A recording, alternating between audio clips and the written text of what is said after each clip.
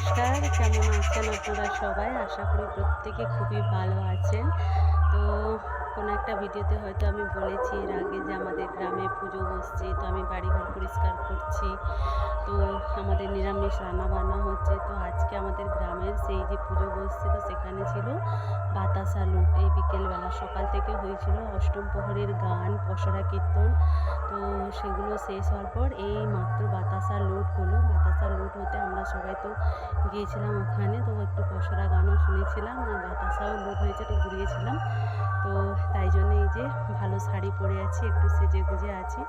নাহলে তো আপনারা সবাই দেখেন কম বেশি অনেক ভিডিওতে যে আমি সেভাবে তেমন একটা সাজগোজ করি না, একদম সিম্পলভাবেই থাকি সাধারণত। কারণ সাজগোজের সময় আমার হয় না, কারণ বাড়িতেই তো 24 ঘন্টা থাকি আর কাজকর্মই চলে। আর যখন কোথাও বেরোই তখন হাতে এতটাও সময় থাকে না যে একটু ভালো করে সেজে গুজে বেরোবো। আসলে সে তো দূরের কথা, তো আমার ভালো লাগে না সাজতে। সাজার জন্য একটা মন থাকা চাই, তাই তো?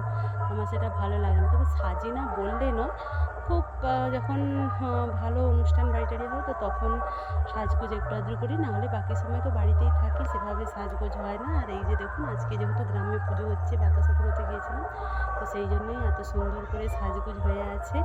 তো মাইক বাজছে, শোনাই যাচ্ছে, গান হচ্ছে, মনসা পূজার গান হচ্ছে। তো মনসা ঠাকুরের গান হচ্ছে, কারণ এই সন্ধেবেলা মনসা পূজা আছে আর বিকেলে ছদ্মবেশ আছে, মানে সন্ধ্যের দিকে ছদ্মবেশ আছে, তারপরে যাত্রা আছে, অনেক কিছু অনুষ্ঠান আছে, প্রাইজ বিতরণী আছে। তো বাস এইটুকু। এখন যাই, শাড়ি টাড়ি চেঞ্জ করবো, আর চেঞ্জ করে সন্ধে দেবো আবার বিকেলে, মানে সন্ধ্যের দিকে আর যাবো কিনা ঠিক নেই, কারণ আর ভালো লাগে না। একবার ড্রেস চেঞ্জ করে নিলে আর রেডি হতে ইচ্ছে হয় না। তো আজ এই পর্যন্ত, টাটা।